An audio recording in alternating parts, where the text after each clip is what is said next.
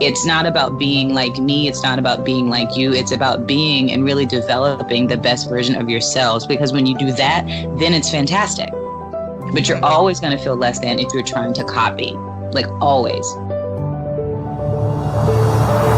Hello and welcome to Fierce and Flawless, the Female Project. I am Dr. Antonella Kaler, and I am on a mission to find out exactly what it takes to build an indestructible foundation and achieve our best reality. I am thrilled to bring you stories of inspiring women who were fierce and relentless when pursuing their passions, who did not blame their struggles on so-called character flaws, and who took control to lead extraordinary lives. If you're a woman who is tired of feeling like your life is merely a product of cause and effect, and you are ready to be the woman that causes the effect, keep listening to learn the necessary insights to navigate life's toughest challenges, break through the most disheartening plateaus, and unleash your inner alpha woman. And don't forget, you have the exclusive opportunity to win our Alpha Empowerment Book Bundle. It's 3 life-changing books whose authors you heard speak on the show and a 12-week wellness program by me. So please visit www.thefemaleproject.net/podcast to find out exactly what you need to do to participate. So good luck and thank you for listening. Hello, Alphas, and welcome to another episode of Fierce and Flawless, the Female Project. Today, I had a rapid-fire interview with model, singer, TV star, entrepreneur, and now published author Africa Miranda. Africa and I talk about a huge range of topics, from how to be glamorous and confident in your own skin, to practical financial advice, to the difficult question of knowing when it's time to quit a passion project and find your true purpose. Now, this episode really resonated with me. Africa is a wonderful human being. If you guys ever have a chance to meet her or hear her speak, don't miss it.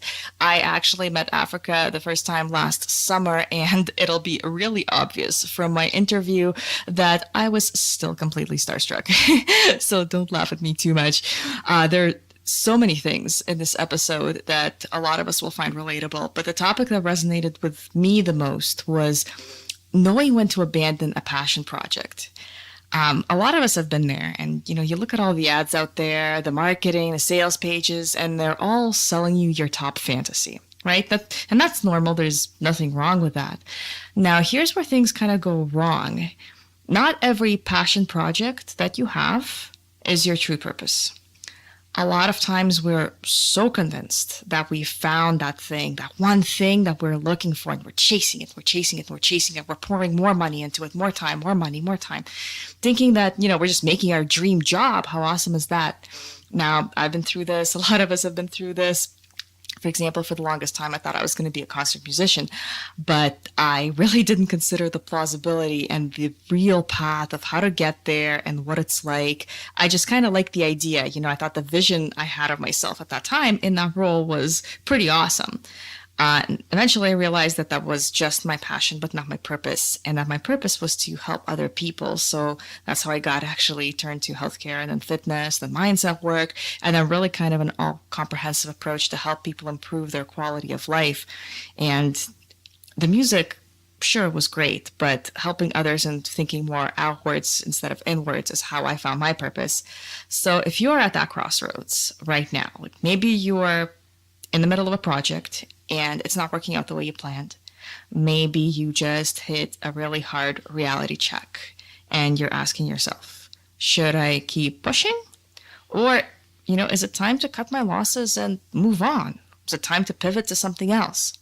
Now, Africa and I talk exactly about how to work through that process and find your mission, stop wasting your time, stop wasting your money, and invest into what your true purpose is. So grab a pen and paper for this episode, Alphas, and keep listening to learn how to harness your inner light with a true alpha woman, Africa Miranda. Hi, good morning. Good morning. How are you doing today? I'm doing okay. How are you? I'm doing great. Thank you so much for carving out the time. I've been borderline stalking you on Instagram, and your schedule has been crazy. It is. Today is another full day. What is the most exciting thing that you've done in the past couple of weeks? Oh, I mean, gosh. you've done so many. But I was going to say it's a bit of a blur. Yesterday was a good day. I had an interview with this talk show called Build Brunch, and it was a lot of fun. That's amazing.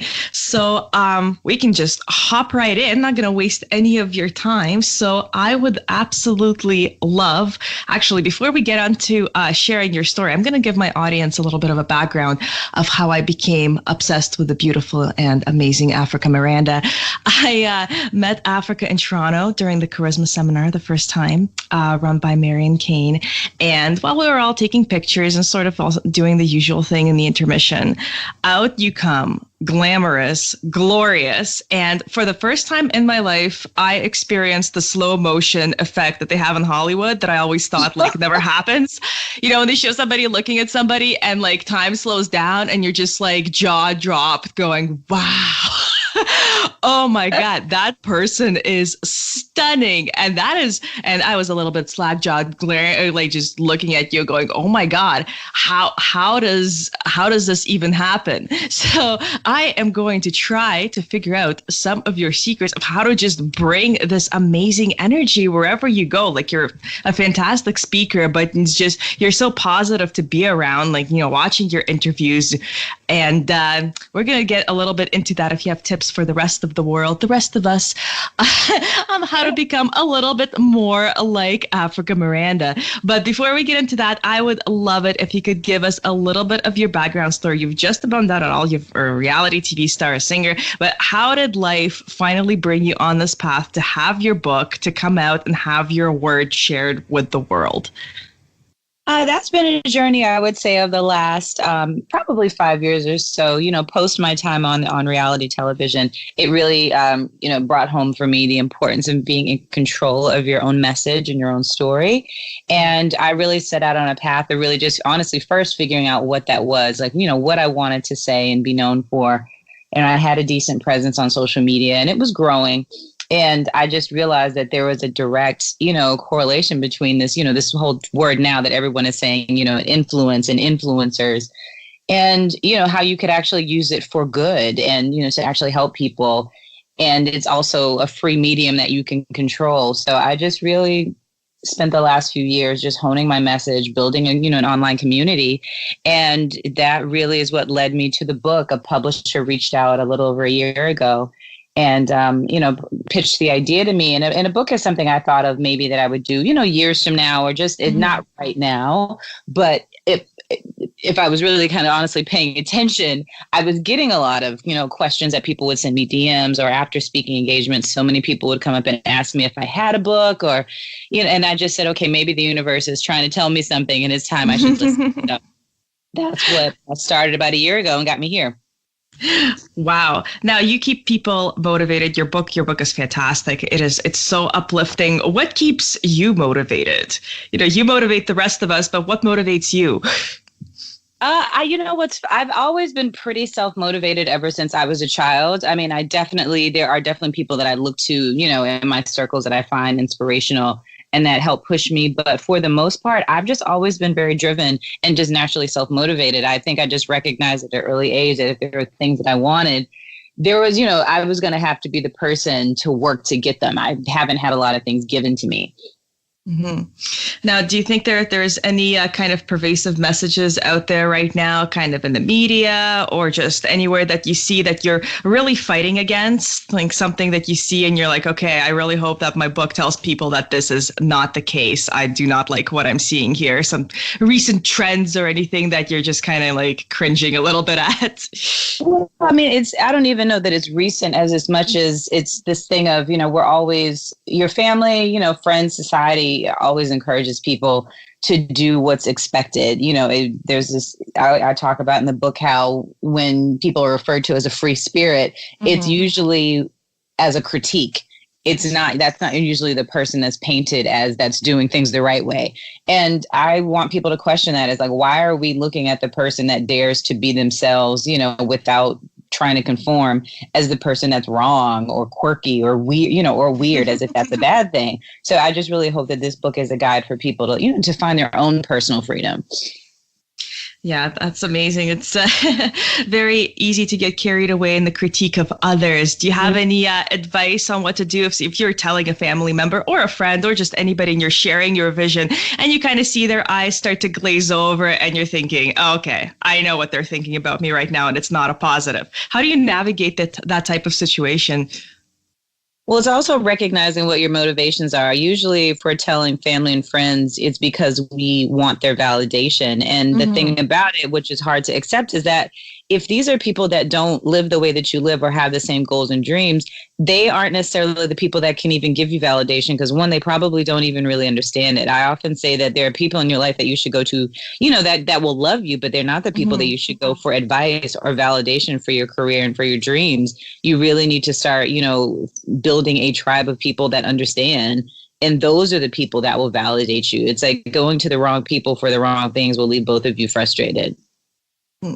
Now, if you have your big goal and big passion, it's actually a question that was sent into you from one of our listeners in Ottawa and named Tanya. And she was wondering, okay, let's say if you have this big passion project and everybody always tells you, keep going and you're reading these motivational books.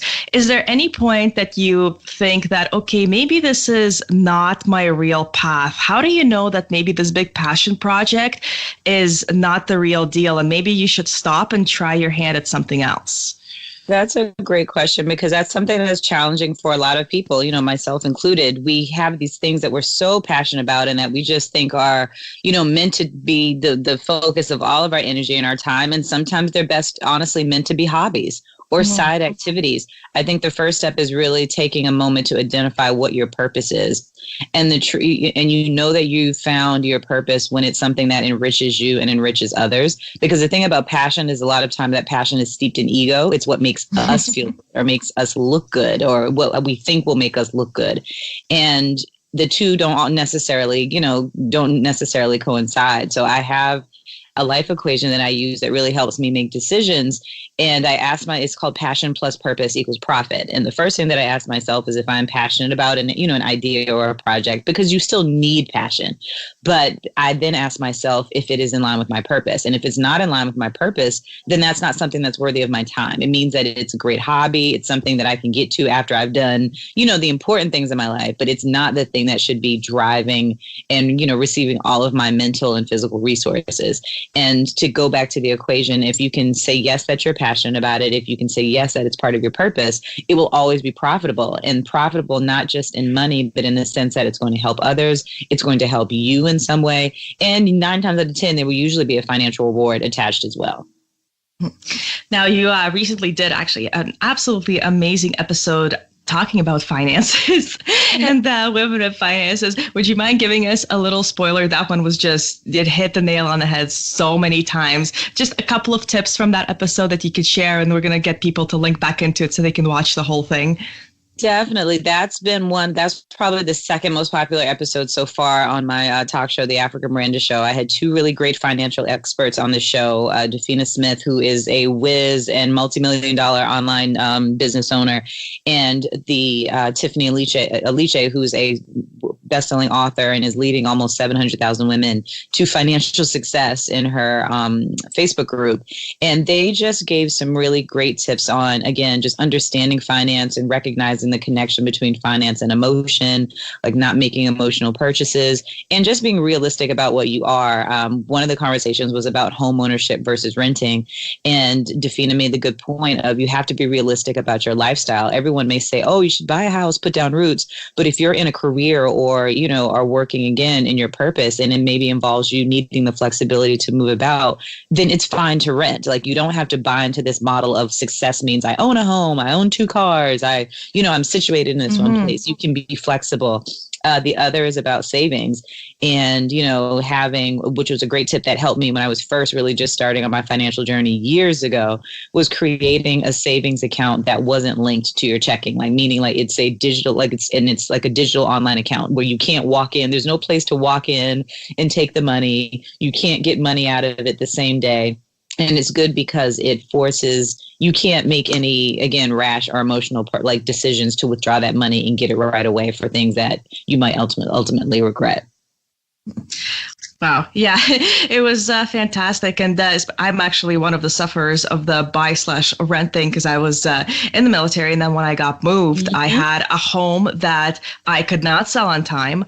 And they don't really cover too many of your expenses. And then, I was renting in a different place, trying to pay the mortgage of the original place. And it turned into a complete nightmare. Like that place drained me almost into bankruptcy because the market was not good. And then, I couldn't do anything. I had to leave. So I was paying double bills. But again, it was the exact same thing. You want the mental check in the box. Like, yes, I own a home. Without really, it's and again, it's like you said, it's more an emotional decision rather than a rational one. Exactly. And everybody tells you that that's the right thing. That's what you should be doing. But again, I guess don't be afraid to question what other people are saying. Now, you mentioned that's the second most popular episode. What is the number one right now? The number one is our premiere episode. I interviewed actress Simone Missick, who is one of the stars of the Netflix and Marvel series Luke Cage, and it's a super popular show. And we had a really great conversation on, just her journey as a Black actress in Hollywood, talking about hair, beauty, just also like personal reflection and travel, and how for women solo travel is really important and can be so transformative. So it just was a really great conversation, and it was the kickoff episode of the season, and it's still like, people are still watching it and commenting and sharing, which is so good. Amazing. What's in store for us as the season keeps going and the next season's coming up? Do you have any big projects, anything we should be super excited for? Well, definitely. I have a new episode, 3 episodes left in the season. And I filmed mainly in New York, but I went to LA and filmed 2 episodes there. And I have another great conversation with 2 actresses there, just about their struggles of being like single and one's in a relationship, and just navigating like your personal life and how it changes when you become more in the public eye, because both of them are on very popular shows and projects. And then I also have a really good sit down one-on-one interview with the actor Thomas Q. Jones, who is a former NFL star. He was played in the NFL for almost 12 years, and now he is a super in-demand actor in Hollywood. So just about his transition. And we also talked about athletes here in the States and the political climate and what that means, and, his take on all of that. So just social activism. So really, really good conversations. Wow. Did you have an aha moment when you thought, oh my God, over the past 2 months, or when you're talking, yourself are, of course, an incredibly achieved person. You're talking to all of these amazing people. Did you have a moment over the last little while, like, oh my God, I am crushing it? You know what? Not so much that as much as it's just that it's a good feeling when you know you're doing what you're supposed to do and what you're meant to do. And it almost in many ways is a calm that comes. So it's like I'm very excited and I'm enjoying it so much, but I also am very secure in that this is what I've worked for. Like, I've built my skills and this is what I'm supposed to be doing. And that feels really good. Wow, that's amazing. And of course, you have so many people giving you feedback about, different things and different stories about how your book has impacted them. Do any stories come to mind of somebody that told you that you had a profound effect on them? It's been wonderful, honestly, that, I get messages daily from people that are reading the book or watching the show, and how it's, helping them in their own way to, really kind of break free and make these steps.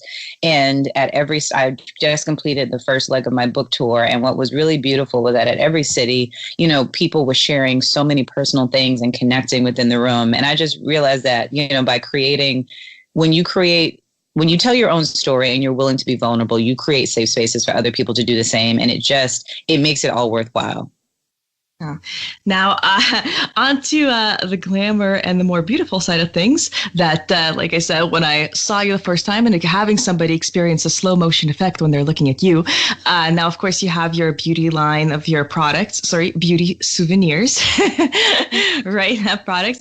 And which, just some amazing, amazing stuff that everybody can use. Now, of course, confidence and things like that go way beyond that. Now, how do you do that? If you're a person who is struggling with confidence, like so many of us are, how do you find the strength, and what do you need to do to finally kind of break past that? Because people feel it, right? And it's you can't, confidence isn't something that you can fake. Eventually it kind of sort of comes out and people can tell you that you're really insecure on the inside. So how do you have true confidence and not just trying to build something out of nothing?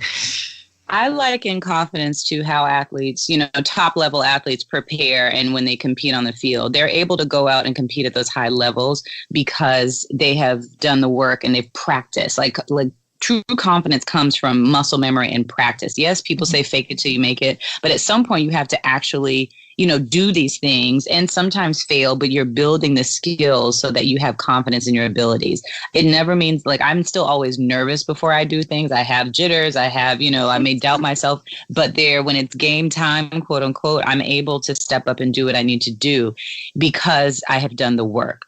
It's like at some point, you have to do the work to get these results, and you'll never truly feel confident if you know that you're faking it or you're cutting corners. So none of it is by accident, basically. No, not at all. Yes. Not at all. Like there are no shortcuts to any of this. There's no shortcuts in doing self-work. In order to be this person or live this life that you want, there are it may look like other people are just doing it overnight or like, oh, it just looks so easy for them. And I guarantee people that you're watching have done so much work on themselves as individuals, on their craft, on their businesses that you can't see. And that's really empowering because a lot of us feel, socially awkward in certain situations. We think, oh, we don't do this well, we don't photograph well. But so it's, and then we look at all of these people who are absolutely stunning and we think, wow, they were just born like that. That's just every photo they take, they're just shining through. But no, that takes work and practice, and it's doable, right? For all of us. It totally is. And the thing is that, like, I always say you have to be realistic. Like, some people are given more talents in different areas than others, but it doesn't mean that what one person has is less. It just means that you need to really identify what your strengths are, because you're always going to seem less than when you're trying to copy someone, and that's their natural ability that they're just enhancing. It's not about being like me. It's not about being like you. It's about being and really developing the best version of yourselves, because when you do that, then it's fantastic. But you're always going to feel less than if you're trying to copy, like always. Yeah. Now, do you have any tips on how to try to figure out kind of what your personal strengths are? Should you just start watching yourself on camera, watching photos and say, hey, I look really good and this type of thing or that type of thing? Or how do you kind of find your own little personal glamour when you're trying to build up on that as a skill? Well, I feel like the first piece is, what are things that you do when you feel good? I also say, like, listen, because a lot of times there'll be things that, when are people complimenting you? When are people saying, oh, this, I enjoyed this thing that you did. Like, there are a lot of times you could have things that you're great at or that work well, but because it's maybe not what you saw for yourself, you kind of just brush it off. And that's, again, where we talk about passion. Like, you may be passionate about this one thing, but people are always maybe resonating with, say, some other information that you share. But because that's not what your plan is or how you saw it for yourself, you ignore it.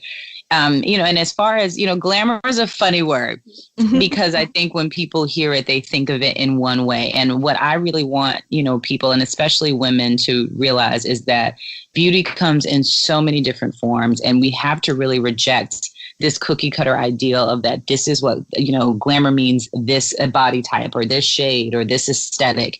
It can be anything that makes you feel beautiful and feel special. Are there ways to add polish to that? Sure, and tweak things. But I think the first thing is really, ask yourself, when are moments in my life that I felt beautiful, that I felt special, that I felt confident, and I absolutely know that there are times when every person has those moments, and to really just kind of hone in on those and say, what are the things? If it's something about clothing, find clothing that when you put them on, you love it, you feel special. Like, it's not about saying this is what's on trend or what's popular, but what feels good. Like, I've had to learn over the years that there are things that I can, like, I know certain things that I can wear that I feel great in, I feel strong in them, and I feel confident. There are other things, I don't want to wear a dress that I'm always having to, like, adjust this, or I'm always feeling like, it's just, when you put something on, if you feel great or if you don't. Now, if you choose to continue to wear it, then you've got to spend the rest of your day adjusting and not feeling great. It's like, a lot of times things are decisions, and we don't always listen to ourselves, and we have to start listening to ourselves. Plus, it's really noticeable. You might think that you got a dress that's, not fitting a certain way, but maybe it looks pretty good. But if you're spending the night adjusting it, and the other people pick up on it, and it just looks like you're just flustered with your appearance the whole night. Exactly. Exactly. Exactly. And little things of, and I'm not saying you have to, and it's not even about saying you have to spend, thousands and thousands of dollars on a super expensive wardrobe, but something as simple of taking, some of your favorite pieces to your local like dry cleaner or tailor, which is not very expensive, and just getting them to just tailor things to your body. Clothes immediately look more expensive. You feel more comfortable because then it is really something that's tweaked for you. Oh, amazing. Thank you so much for sharing all of that insight. Now, I'm not going to be taking up too much of your time, so we're going to start wrapping up. And of course, your book is fantastic, but what is a book that had an impact on you? Is there a book that you read that you think everybody also should have a read of, that you read and you're like, wow, this resonated? One book that was really great for me many years ago, and I feel like it might be time for me to revisit it, is The Alchemist. It's a book that I always say finds you at a point. It finds you at a point in your life when you need to read it. And I read it at a time where I was really, at a very big crossroads. And it's something that I find that I go back to a lot. Another is The Four Agreements. It's again, another book that really, I think, helps ground you, because you recognize that it helps decenter you, because we looked at so many things in our lives through the center of, oh my God, this is happening to me. Why is this happening to me? Why is this person doing this to me? When a lot of things, we're all just trying to kind of get through this world as best we can with the tools that we have. And it just gives you really good perspective. And third, I would say, and I'm almost finished with this book, but it is one of the best books I've read in years, is Michelle Obama's new book, Becoming. Yes. It's fantastic. It's, oh my God. It's yes, you're always paired up. I always see the two of them suggested together on Amazon. I know, it makes me very happy. It's just, she's such a phenomenal woman, but the vulnerability in which she's sharing, her life, and it's like, as you're reading it, you really recognize, what she had to sacrifice in her family, and just what it must have really been like for her to, go from, living quote unquote a regular life, but how, having a partner and where their trajectory goes and how it affects your life. As a woman, and, any woman if you're a woman's woman, it's an amazing book. It's an amazing, amazing book. Wonderful. So that's, we're definitely going to be adding all of those to the book list. And I agree, that book it's wonderful. I have not read The Alchemist, so that's going to be next on my list. So thank you very much for your recommendations and for your time. Now, before we wrap up, is there any final message that you want to share with the audience? Something that you feel really is, I guess, your mission? Well, my final message to everyone listening is to always choose you. Like, you are the person that counts. And it's not to say that your family doesn't matter, your friends or other things, but we always, like, for so many of us, and especially for the women that are listening, we tend to put our needs and our desires and our goals last. Don't put them in pencil, put them in pen. Like, please. Yeah, it's sometimes really hard to do because it makes us feel selfish, right? Yes, it does. Thank you so much for that wonderful insight and all of your advice. I'm going to be following you like crazy. You've been doing some amazing things, and there's just more amazing things in store, which is absolutely wonderful. Thank you so much for taking the time and talking to me. I really appreciate it. Thank you so much for having me. Good luck and congratulations on your new podcast and your new endeavor. And I'm so happy we connected. And thank you so much for having me on. Thanks, Africa. Have a lovely day. You too. Thanks. Bye. Bye. Hey Alphas, it's Dr. Antonella from Fierce and Flawless, the Female Project. I cannot wait to bring you more incredible stories and exceptional insights from women who made an impact. So join me on this journey. Subscribe and comment with nominations for guests you would like featured next. I want to deliver content that ignites a spark in you, so your feedback is extremely important to me. To connect with me and to get the resources mentioned in this episode, visit www.thefemaleproject.net or add me on Instagram at dr.antonella. Thank you for listening and stay tuned.